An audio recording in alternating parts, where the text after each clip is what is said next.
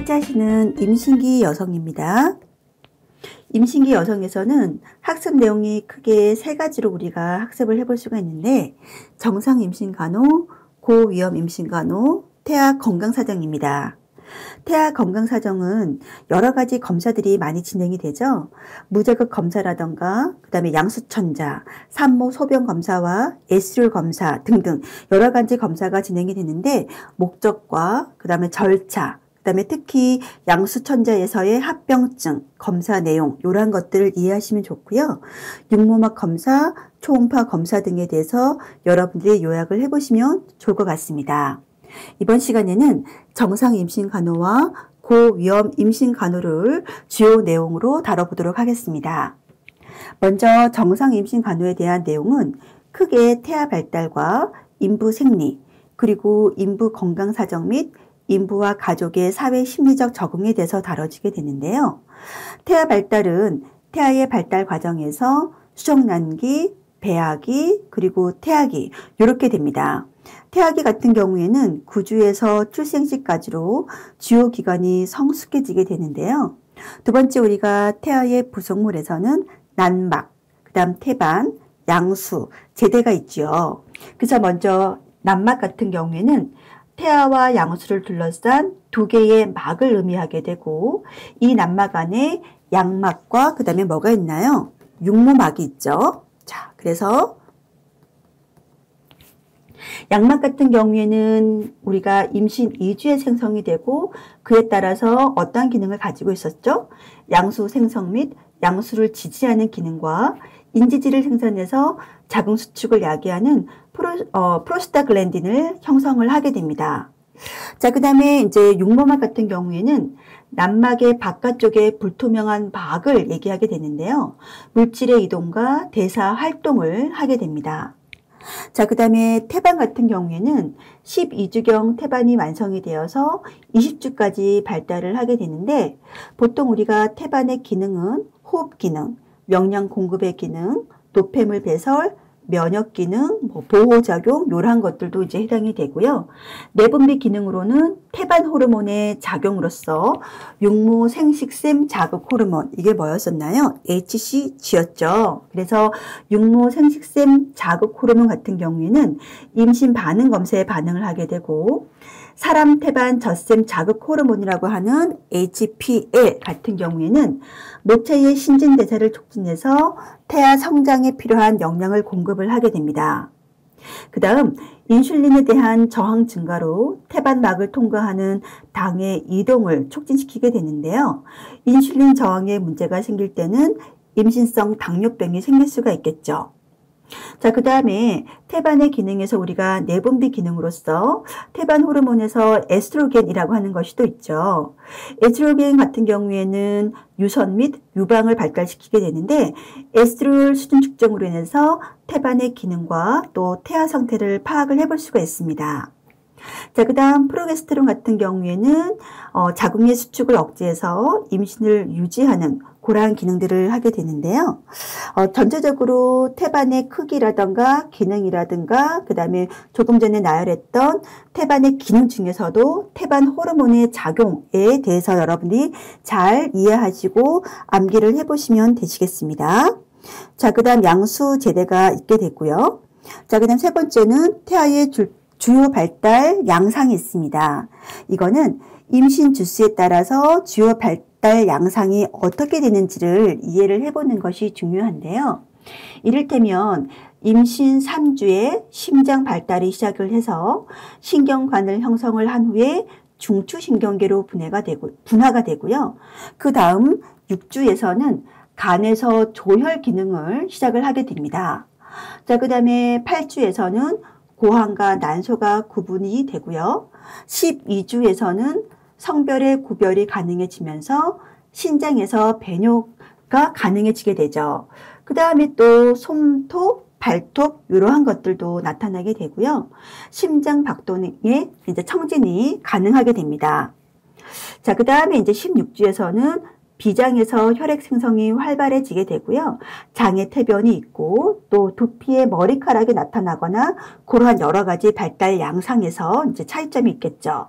그 다음에 뭐 20주, 24주, 28주, 30에서 31주, 36주에서 40주 각각의 임신 주수에 따라서 주요 발달 양상이 어떠한지를 여러분들이 표를 그려서 이렇게 좀 이해를 해보는 것도 필요할 것 같습니다.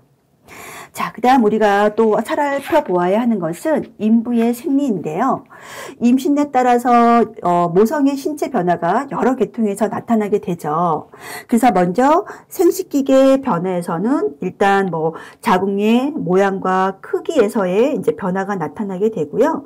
자궁 저부의 높이를 좀 보시면 12주에서는 치골 결합 위에서 촉진이 가능하게 되고 22에서 24주에서는 재화부에서 이제 위치를 하고 있습니다.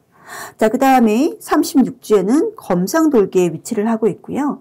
38주에서 40주에서는 34주의 높이로 자궁이 하강을 하게 됩니다.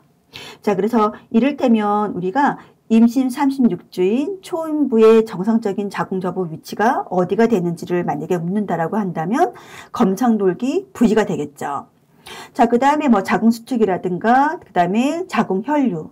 자궁혈류 같은 경우에는 당연히 수태물이 커짐에 따라서 자궁혈류가 증가를 하게 되겠죠. 자, 그 다음에 뭐 여러 가지 뭐 또 유연성 증가라든가 그러한 것들도 있고요. 그 다음에 경부의 모양이라든가 또 임신 시에 관련된 여러 가지 특징들도 있기 때문에 그와 관련된 것들을 한번 살펴보는 것도 필요하겠습니다. 자, 그 다음 두 번째는 유방에서의 이제 변화도 역시 마찬가지로 나타나게 되는데요. 유방의 변화 같은 경우에는 21년도에 이제 한번 시험에 나왔던 걸로 이제 확인이 됩니다. 자, 그래서 유방의 변화에서는 또 어떤 것들이 있는지를 살펴보시면 에스트로겐과 프로게스테론의 영향으로 인해서 임신 6주경에 커지고 예민해지면서 압통을 느끼게 됩니다. 뉴런이 넓고 착색이 되고 유두 직립과 유방의 확대뿐만 아니라 수유 시 유두를 보호하기 위해서 몽고메리 결절의 비대 이러한 것들이 나타나게 되고요. 이때 지방 성분은 비누로 씻지 않도록 하는 것이 필요하겠죠. 자, 그 다음에 피하 혈관이 확장되면서 임신선의 출현이라든가 그 다음에 16주경이 되면 전초유가 분비가 되는데요. 유두를 짜면 묽은 초유가 분비가 됩니다. 자, 그 다음에 세 번째는 호흡기계에서도 역시 마찬가지로 변화가 나타나게 되는데 자궁 증대로 인해서 횡격막이 약 4cm 정도 상승되는 것을 확인을 해볼 수가 있고요. 그 다음 임신 6개월 이후에는 자궁 증대로 인해서 흉식호흡에서 복식호흡으로 변화가 됩니다. 자, 그 다음에 폐 기능의 변화에서도 마찬가지로 깊은 호흡, 호흡 횟수가 증가하고 그 다음에 과도호흡 이러한 것들이 나타나게 되죠. 특히나 호흡량의 약 40% 정도가 증가를 하게 되는데 호르몬의 영향으로 인해서 호흡 조절 중추의 민감성이 증가하기 때문에 이렇게 과도호흡도 나타날 수가 있습니다. 자, 그 다음에 네 번째는 심맥관계인데요. 심맥관계의 변화는 14년도에 이제 한번 나왔었던 걸로 되네요. 임신으로 인한 대사 요구와 태아 성장 발달 요구 충족을 위해서 변화가 되는데요. 일단 심장의 위치 변화뿐만 아니라 심박출량의 변화가 있죠. 특히 심박출량에서는 혈량 증가와 조직의 산소 요구 증가로 인해서 임신 초기부터 증가가 되고요. 36주경에는 30에서 약 50% 정도 증가가 됩니다. 그 다음에 이제 약 40주경이 되면 20%가 이제 증가가 되는데요. 맥박이라든가 또 혈압에 있어서도 역시 마찬가지로 변화가 나타날 수가 있겠죠. 자, 예를 들면 우리가 앙화이로 오래 누워 있거나 검사 시에 자궁 무게로 인한 상행성 대정맥 압박으로 인해서 체위성 저혈압이 나타날 수가 있기 때문에 이런 경우에는 우리가 자치기가 도움이 될 수가 있겠죠. 자, 그 다음에 이제 혈액도 마찬가지로 자궁의 증대에 따라서 혈액 요구량도 이제 증가를 하게 되고요. 그 다음에 생리적인 빈혈도 나타나게 됩니다. 생리적인 빈혈이라고 하는 것은 우리가 혈구량에 비해서 혈장량의 과도 증가로 인해서 발생이 되고요. 그 다음에 이제 뭐 혈액 응고 요인이 증가하고 섬유소 용해 작용 저하로 인해서 응고 경량이 상승하게 됩니다. 자, 그 다음에 이제 비뇨기계에서는 우리가 전체적으로 요관, 그 다음 방광, 신기능, 체액과 전해질의 균형에 있어서도 이제 여러 가지 변화가 나타날 수가 있는데요. 이를테면 임신 기간 중에는 커진 자궁의 압박과 선진부의 골반 진입 시 방광의 압박으로 빈뇨가 발생을 할 수가 있고요. 평활근 이완으로 요관이 붓고 늘어나면서 수뇨증, 그 다음에 요정체 이러한 것들도 발생을 하게 됩니다.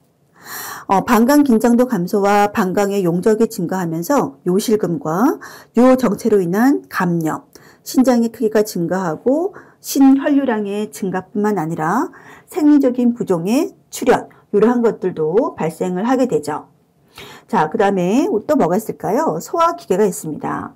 소화기계에서는 일단 임신 초기 HCG의 영향으로 인해서 어떤 것이 나타나게 될까요? 오심이라든가 구토 이러한 것들이 발생을 하게 되는데 입덧 같은 경우에는 4에서 6주에 발생을 해서 12주까지 지속이 되는데 만약에 산모가 12주 이상 증세가 지속이 되면서 증상이 굉장히 심하다라고 한다면 임신 오조증으로 치료를 할 필요가 있겠습니다. 자, 그 다음 피부계에서는 또 어떤 변화가 나타나는지를 보시면 피부는 일반적으로 두꺼워지고 피하 지방이 증가를 하게 되죠. 그리고 내하수체 전엽에서 멜라닌 세포 자극 호르몬의 분비로 인해서 색소 침착이 이제 발생을 하게 되는데요. 기미라던가 또 시골 결합부터 재화부까지 수직으로 착색이 되는 흑선 이러한 것들도 발생을 할 수가 있고요. 그 다음에 임신선 이러한 것들도 발생을 하게 되죠. 자, 그 다음에 근골격계에서는 자궁 무게의 증가와 또 커진 유방으로 인해서 척추 전만이 발생을 할 수가 있습니다. 자, 그 다음 신경계에서는 임신 말기 커진 자궁의 골반신경 압박으로 인해서 다리 경련이 발생을 할 수가 있고요.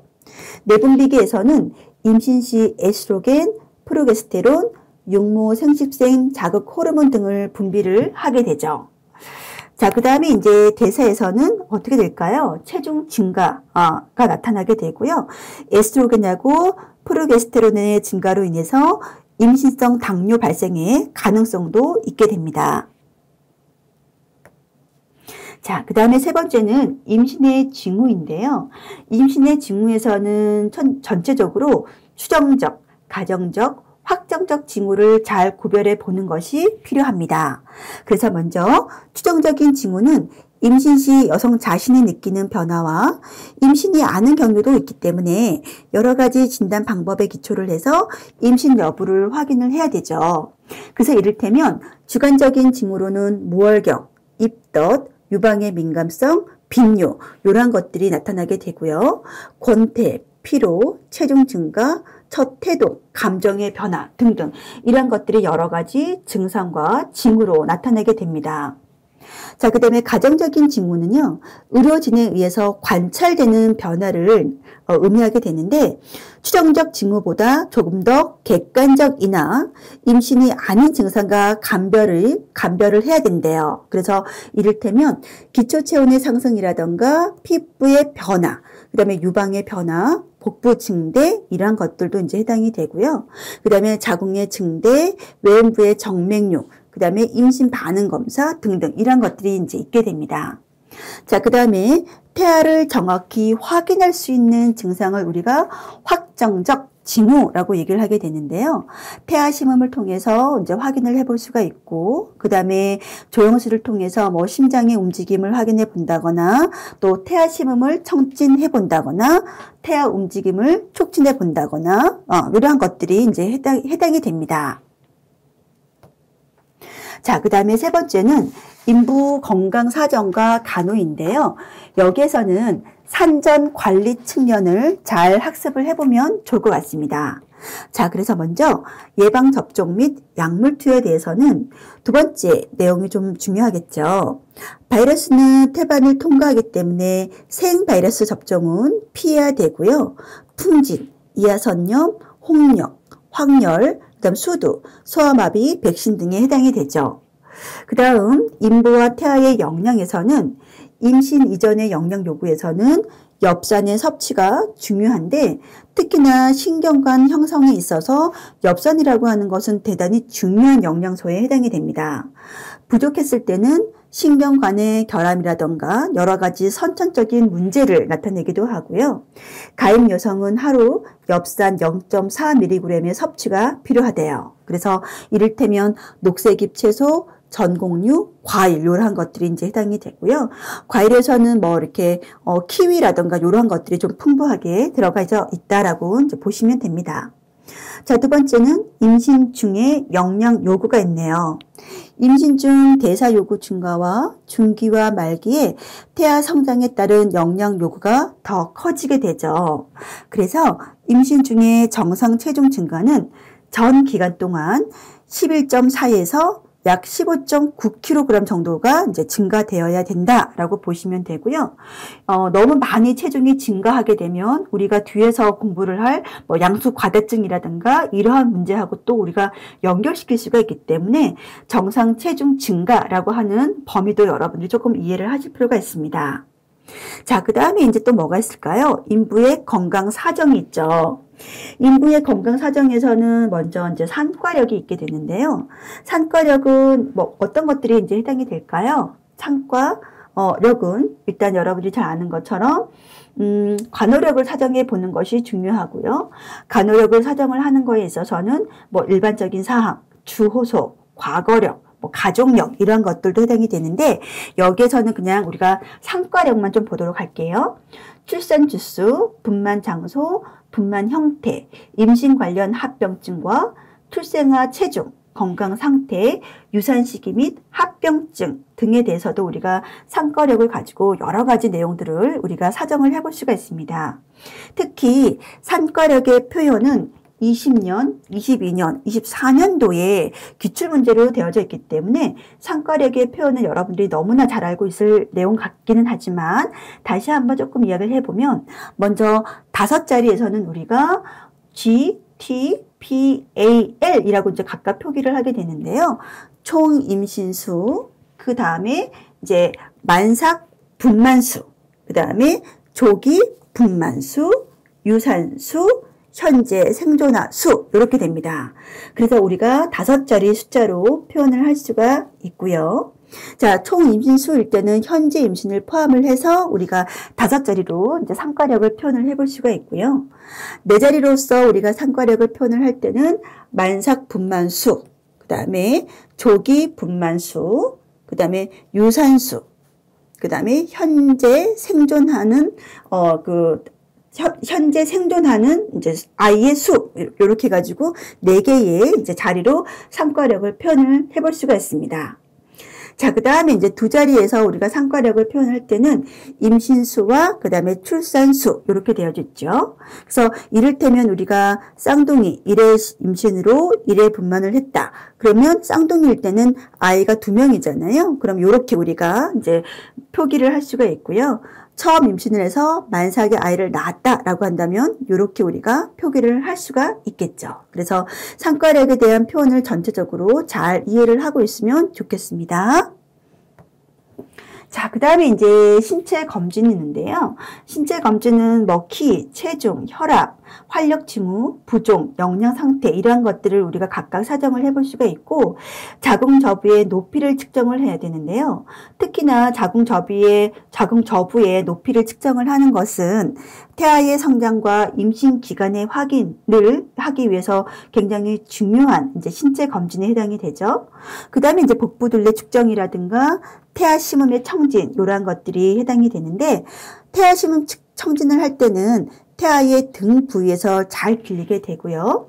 그 다음에 우리가 신체 검진에서 중요한 내용은 레오폴드 복부 촉진법이 있습니다. 레오폴드 이제 복부 촉진법 같은 경우에도 14년, 17년, 이제 20년에 우리가 출제가 되었던 걸로 나와져 있는데요.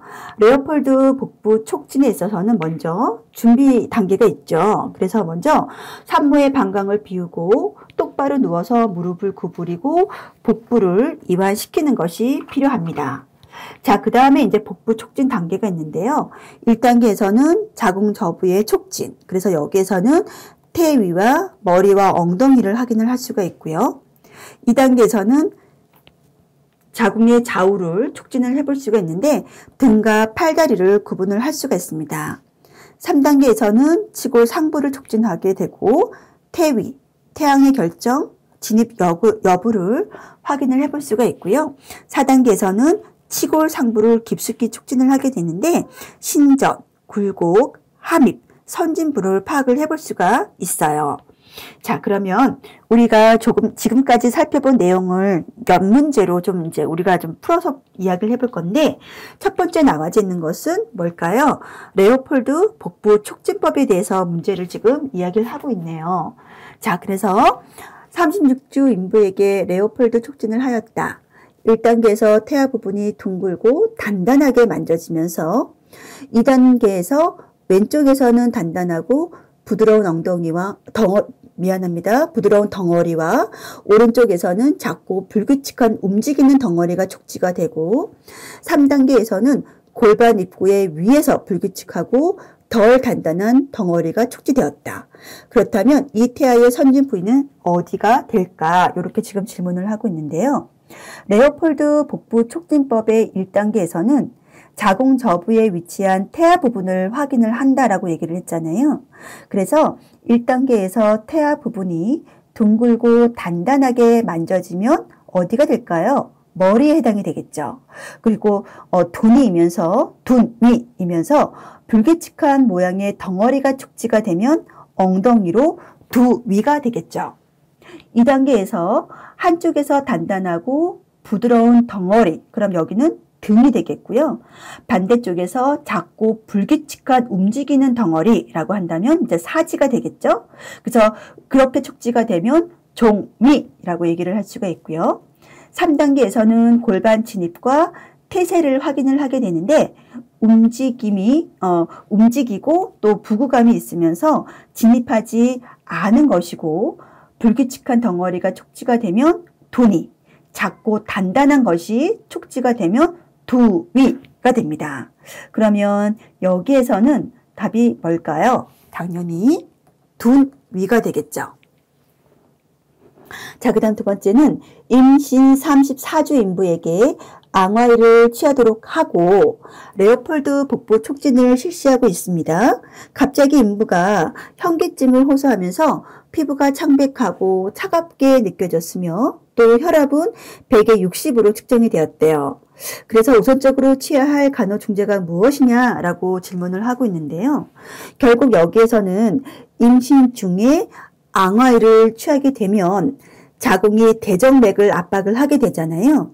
그래서 앙화이성 저혈압 증후군이 발생을 하게 되는데 정맥 활류를 감소시켜서 현기증, 창백, 이러한 저혈압 증상을 유발을 하게 됩니다. 그러면 가장 우선적으로 진행이 되어야 할 간호중재는 당연히 뭐가 될까요? 자축기를 취해주는 것이 해당이 됩니다. 그래서 자축기를 빨리 취해주면 어느 정도 이제 교정이 될 수가 있다라고 볼 수가 있고요. 자, 세 번째 문제를 한번 볼까요? 초인부에게 철분 보충제 복용에 관해서 교육하려고 할 때 간호사의 옳은 설명이 뭐냐라고 지금 이야기를 하고 있는데요. 초인부에게서는 우리가 빈혈이라고 하는 문제가 발생할 수가 있잖아요. 자, 그래서 철분 보충제를 우리가 구강으로 복용을 할 때 비타민 C하고 함께 복용을 하면 흡수를 촉진시킬 수가 있죠. 그리고 이와 관련돼서 또 여기에 대해서는 답이 뭘까요? 5번이 됩니다. 철분 제제에 의해서 변이 검거나 진한 녹색으로 변할 수가 있으니까 그거 걱정하지 마세요. 이제 이렇게 우리가 교육을 해줄 수가 있겠죠. 자, 그 다음에 이제 이거는 4번은 조금 전에 임신 주수에 따른 자궁의 변화를 제가 이야기할 때 질문을 했던 건데요. 당연히 여기에서는 2번 검상돌기 부위가 되겠습니다. 자, 그 다음에 우리가 여기에서는 Q&A를 가지고 조금 이야기를 해보려고 하는데요. 전체적으로 이 부분은 어디에 해당이 되냐면 고위험 임신 간호에 해당이 됩니다. 조금 전에 우리는 정상 임신에 대해서 쭉 나열을 해보았다면 여기에서는 고위험 임신 간호인데요. 고위험 임신 간호는 굉장히 중요한 내용들이 많고 또 국가시험에도 굉장히 비중 있게 다뤄지는 내용들이기 때문에 여러분들이 문제를 많이 접해보시고 또 다양한 문제들을 통해서 임신과 관련된 고위험 임신 간호를 잘 이해하시고 또 거기에 대해서 확실하게 내용들을 암기하시고 문제를 또 풀어보시면 굉장히 좋겠습니다. 자, 그래서 첫 번째 나와져 있는 것은 13주 된 인부가 유산이 되어서 산부인과의 내원에서 침상 안정을 하고 있대요. 초음파 결과 태아, 태반 및 수태산물이 모두 배출되었고 자궁 경관이 닫혀 있다라고 되어져 있죠. 그래서 여기에 대한 유산의 종류가 무엇일까라고 지금 질문을 하고 있는데 이 내용은 전체적으로 우리가 임신과 관련된 출혈성 합병증에 대해서 지금 질문을 하고 있는 거잖아요. 출혈성 합병증은 우리가 크게 어떻게 구분을 하게 되죠? 임신 전반기와 관련된 출혈성 합병증과 임신 후반기와 관련된 출혈성 합병증이 있습니다. 그러면 다시 임신 전반기와 관련된 출혈성 합병증은 주로 어떤 것들이 해당이 되냐면 유산이라고 하는 것이 있고요. 그 다음에 임신 후반기와 관련된 출혈성 합병증에서는 전치 태반이라던가 그 다음에 태반 조기 박리 이러한 것들이 있는데요. 굉장히 중요한 내용들이 많이 나와져 있죠. 그러면 일단 여러분들은 여기에서는 무엇에 대해서 이해를 하셔야 되냐면 유산에 대한 전체적인 내용을 잘 이해를 해보는 것이 필요하겠습니다. 일단 유산은 우리가 크게 자연유산하고 인공유산으로 구분을 하게 되는데 자연유산이 조금 더 여러분들이 핵심적으로 보셔야 되는 내용이죠. 그래서 여기에서는 일단 정답은 뭘까요? 완전 유산이 됩니다. 그러면 키워드가 뭘까요? 태아, 태반 및 수태산물이 모두 배출되었다라고 얘기를 하고 있잖아요. 모두 배출되었고 그 다음에 보니까 자궁 경관도 닫혀져 있대요. 그럼 여기에 대해서 어떤 유산이냐? 완전 유산. 조금 더 정확하게는 뭐라고 우리가 이야기를 하게 될까요?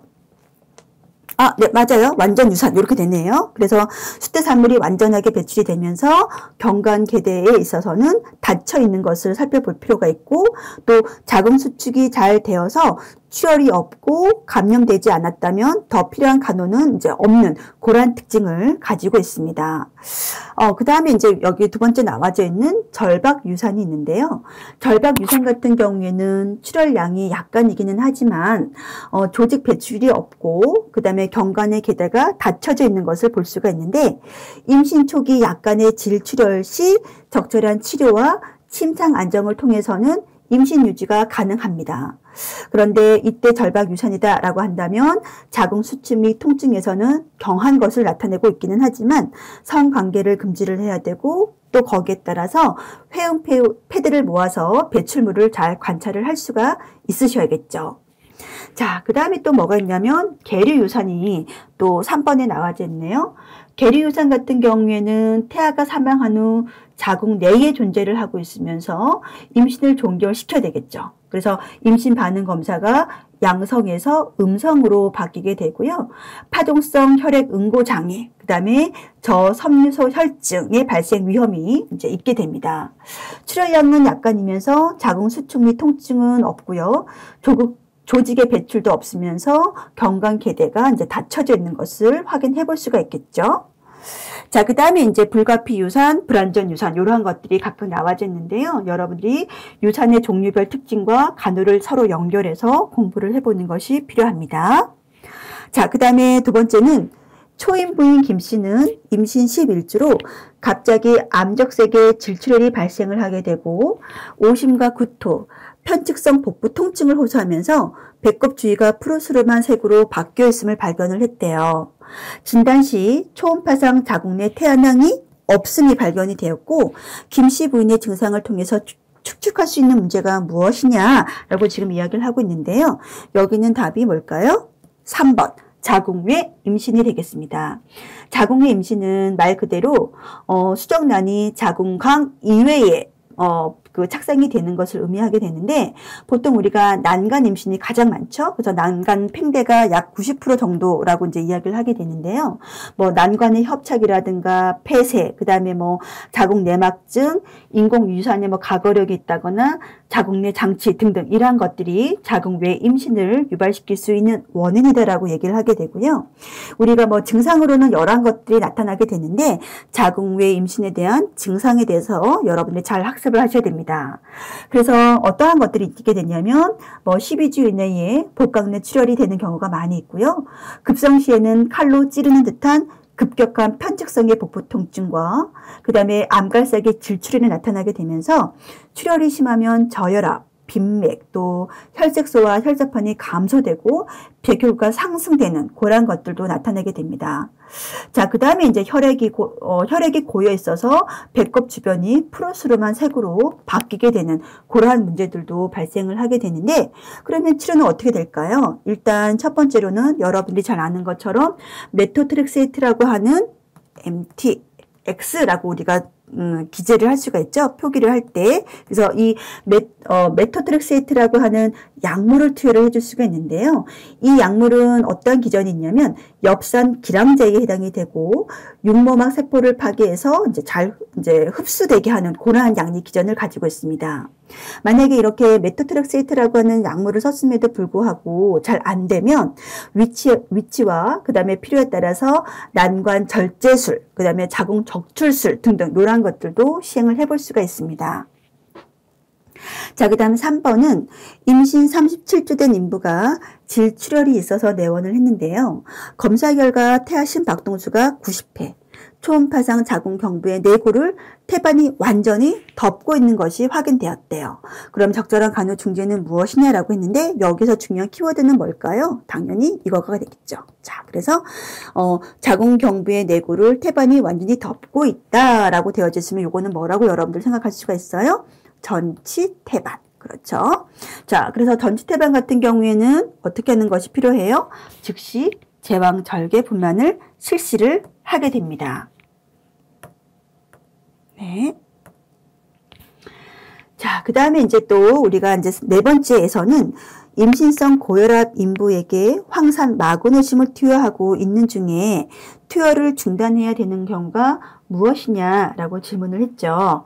그러면 요거는 어디에 이제 해당이 되냐면 고혈압성 건강 문제와 간호입니다. 고혈압성 건강 문제와 간호도 굉장히 중요한 이제 그 단락인데요. 임신성 고혈압에 대해서 우리가 전자간증, 자간증 이렇게 여러분들이 각각의 증상에 대해서 잘 구분을 하는 것이 굉장히 중요합니다. 자, 그 다음에 이제 또 주로 중증 자간전증 환자에게서 나타나는 합병증, 헬프 증후군이라고 하는 그런 것들도 이제 해당이 되잖아요. 특히나 헬프 증후군 같은 경우에는 증상의 주요 특징이 무엇이었었나요? 용혈, 그 다음에 간 효소가 증가되고 저혈소판증 등 이러한 것들이 나타나게 되는데 우리가 여기에서는 뭘까요? 답이 당연히 답이 4번. 이 되겠죠. 그래서 황산 마그네슘을 투여를 하면서 그와 관련된 주의사항이 무엇이냐, 그러니까 독성작용, 독성 반응으로 나타나는 것이 무엇이냐라고 지금 이야기를 하고 있는 거잖아요. 그래서 환자의 호흡수가 이제 낮아지는 분당 10회 이하인 경우 이렇게 나타나게 됩니다. 그래서 황산 마그네슘에 대한 전체적인 독성 작용이 무엇이냐라고 지금 질문을 하고 있는 거예요. 중독 증상으로 호흡수 감소 이러한 것들이 주된 중독 증상이고요. 그 다음에 또 뭐 소변량의 감소라던가 그 다음에 또 뭐가 있을까요? 맥박, 그 다음에 혈압 하강 이제 이러한 것들이 있습니다. 그러면 이렇게 호흡수가 감소되는 중독 증상이 나타났을 때 어떻게 하는 것이 필요할까요? 당연히 황산 마그네슘을 투여하는 것을 중지를 해야 되고 거기에 따라서 우리가 중화제를 투여를 해줄 수가 있습니다. 그래서 칼슘 글루코네이트를 투여를 하게 되죠. 자, 그 다음에 이제 마지막 5번은요. 임신성 당뇨에 대해서 지금 질문을 하고 있는데요. 임신 26주 된 인부에게 50g의 경구 포도당 부하 검사를 실시를 했는데 혈당이 150mg per 데시리터로 측정이 됐대요. 그럼 여기에 따라서 적합한 간호중재가 무엇이냐라고 이제 질문을 하고 있는데요.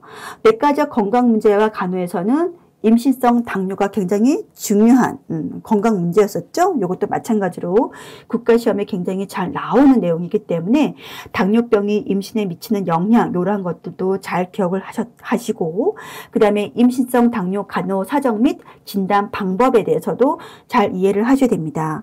여기에서는 답이 뭘까요? 네, 3번이 되죠. 그래서 이렇게 여러분들이 잘 찾아내시고 거기에 따라서 간호도 잘 보셔야 됩니다.